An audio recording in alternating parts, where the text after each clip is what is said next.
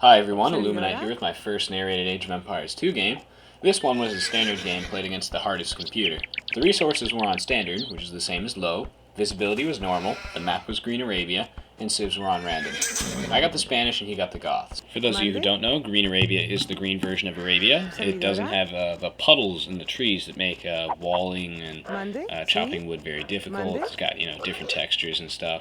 But it's essentially the same map. It's very commonly used online. So the computer on every other difficulty does not cheat, except for this one, where it does start with a lot more resources than you, and it cheats in a bunch of other ways, but it's fun to play against. It's a good challenge. Oh, and make sure to rate, comment, and subscribe. I've got plenty of other Age of Empires 2 videos that you should check out, and this will not be the last one I upload. I will upload plenty more in the future.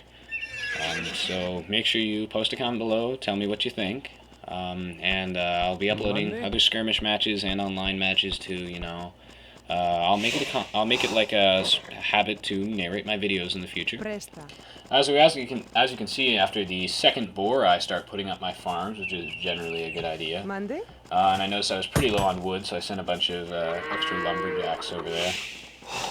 As you can see, my food is getting pretty close to being enough to advance, but I always wait until I get between 21 and 27 villagers before I advance, regardless of what my food is. And yeah, as you can see, I advance right now.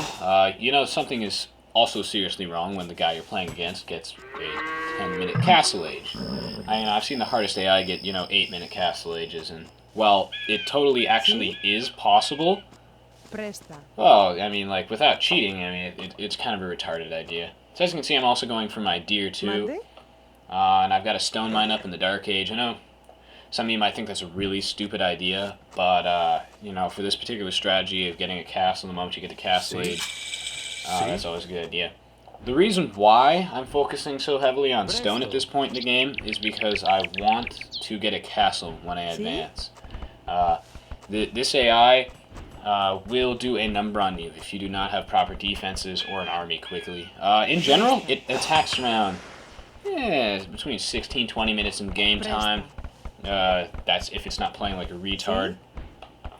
Sometimes you get the hardest AI doing really stupid things like throwing axeman spam, which is kind of weird. When it's the Franks, it probably should be making knights no matter what it's doing, but it doesn't make any knights. So it does that sometimes. As you can see, I did make a couple boo-boos. I tried to ring the bell just to get enough food, and I got 797 food. I was just fucking 2 off, well 3 off. So yeah, it kind of sucks. Alright, so as you can see, I was a little slow on that castle age, but you can never expect a super speedy castle age when you're mining lots of stone, because I got like 5 stone miners right now. Yeah, normally I get a faster castle age than this, but this is still a pretty good castle age time, I suppose. As you can see, he's still kind of dominating me in the score, which is, expected. The hardest AI starts with about, 4 times your resources. It also gets, about like 1,000 of each every time it advances. Not exactly sure. It's different each time it advances.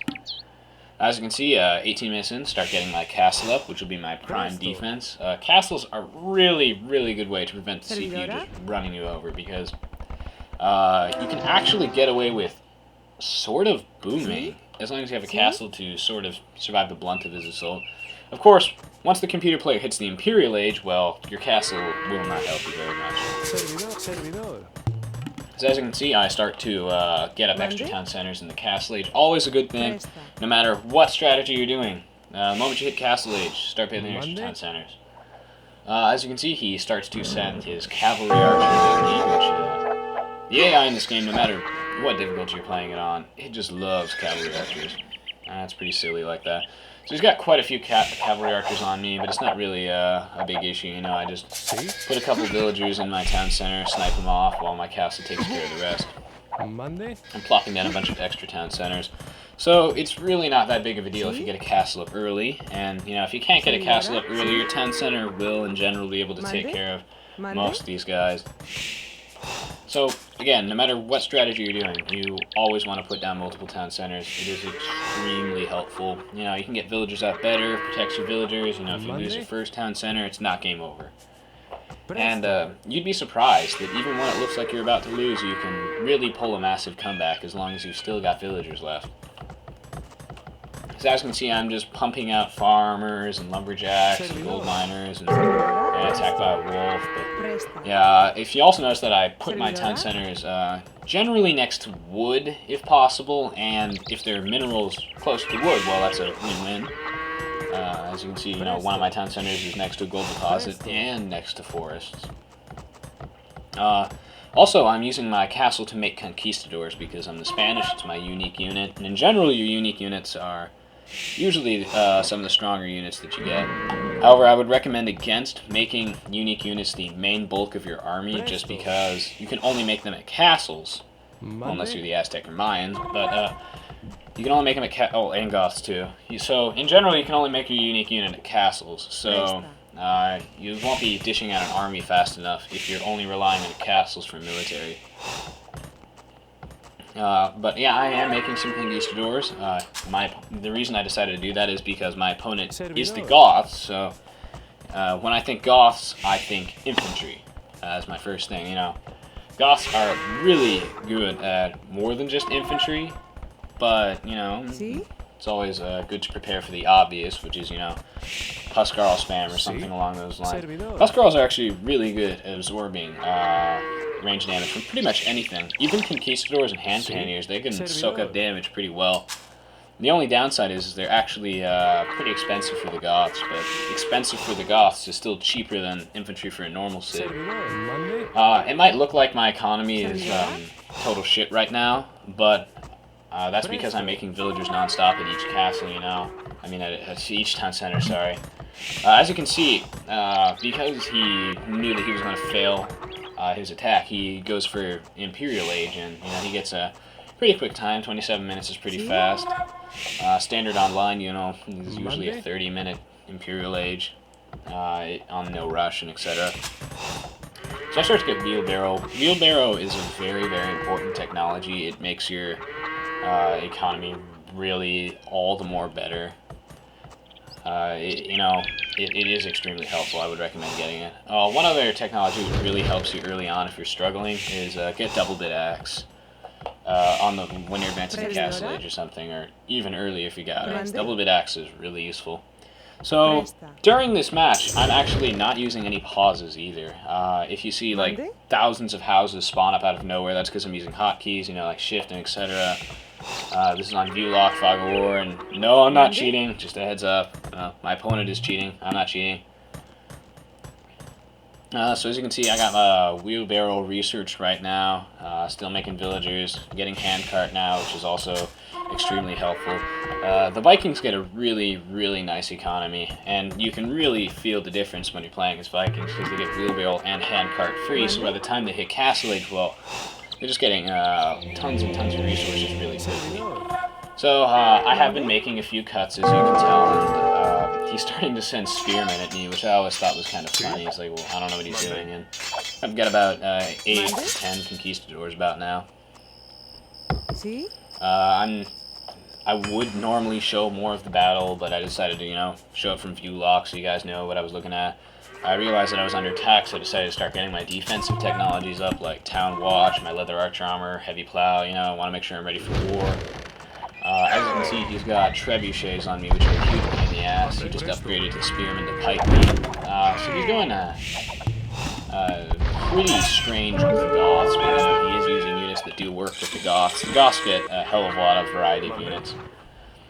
So he's bringing in more cavalry archers, more trebuchets. I really wish I built some knights so I could handle those trebuchets better, but gunpowder units actually aren't that bad on siege units. They do like an extra 3 damage or so.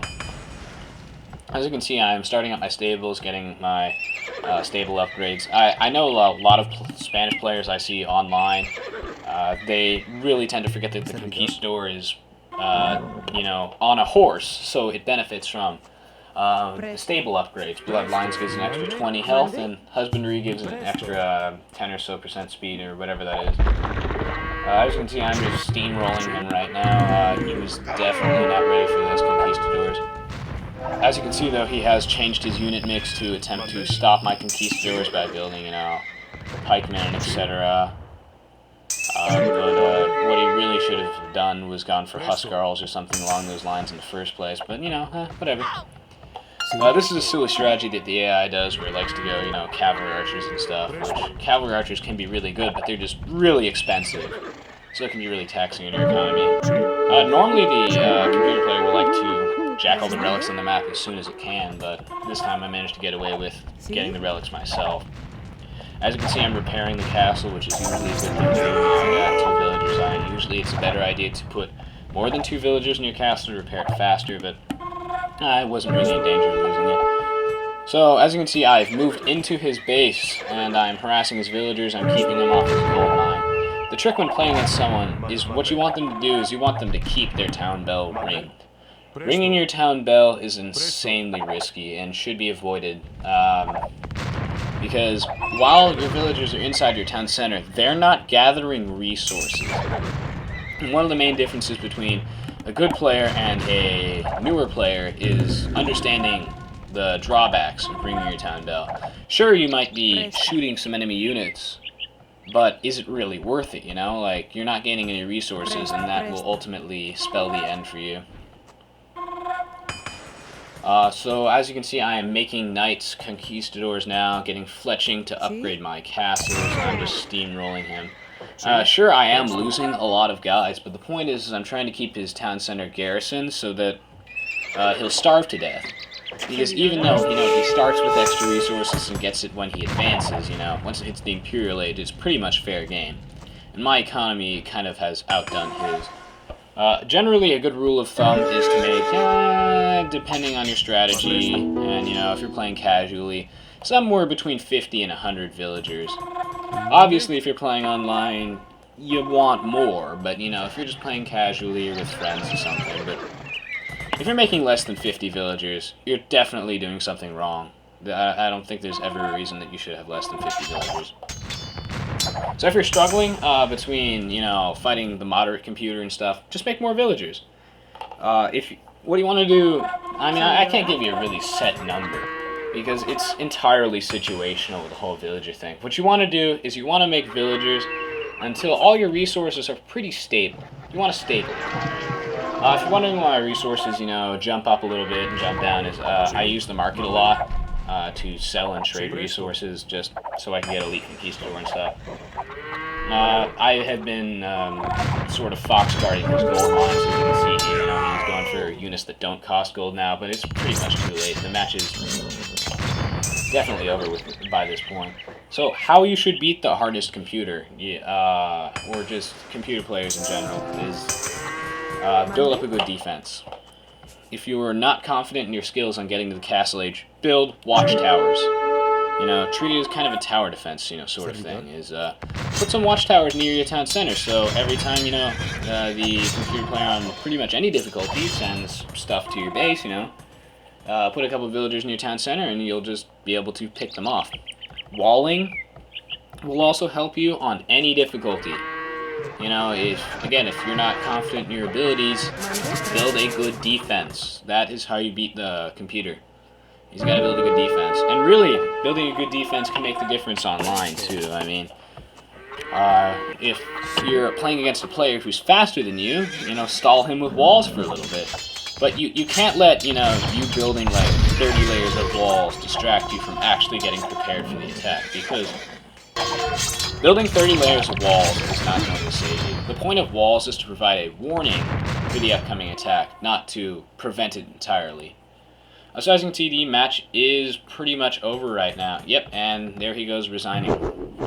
So if you have any other questions, just post them in the comments section. I am perfectly glad to answer them, and I do read all your comments. Even if I don't respond to them, I get a lot of comments. It's kind of hard to respond to them. As you can see, you know, I've got some pretty darn good achievements. You know, I gathered a lot of resources, got my good research. He totally destroyed me in advancement time. You know, I wonder why. And then you can see the timeline. Alright guys, thanks for watching. Remember to rate, comment, and subscribe. I will be narrating some future videos, and keep me posted.